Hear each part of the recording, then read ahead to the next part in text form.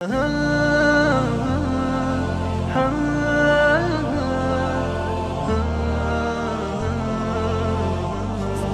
ہے اس کی اولاد کو نیک بننے کے لیے زیادہ پاپڑ بیلنے کی ضرورت نہیں ہے. وہ تھوڑا کرے گی اللہ اسے وہاں تک لے جائے گا پاپ کی وجہ سے.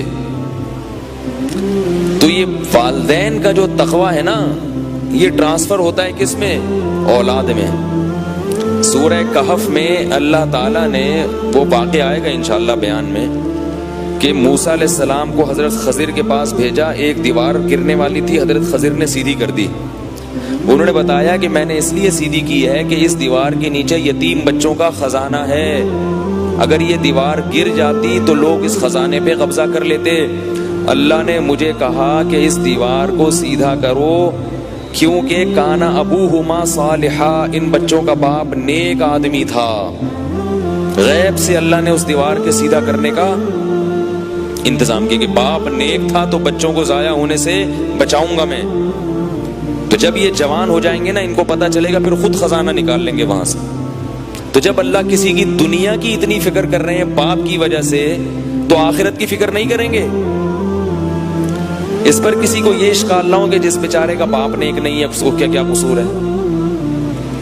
بھائی اللہ ظلم تھوڑی کر رہے ہیں, جو بھی آنا چاہے گا ہدایت کے دروازے کھلے ہوئے ہیں.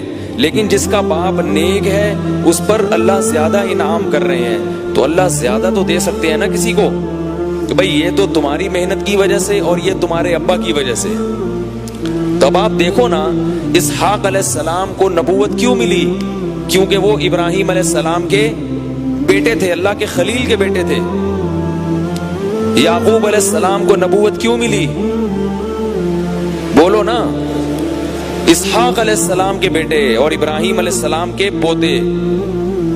پھر یعقوب علیہ السلام کے بیٹوں میں یوسف علیہ السلام کو کیوں مل رہی ہے؟ کیونکہ یعقوب علیہ السلام اللہ کے نبی ہیں, عبادت گزار ہیں, اللہ سے دعائیں مانگتے ہیں. دوسرا کوئی کر نہیں رہا نا اپنی اولاد کے لیے یہ کچھ.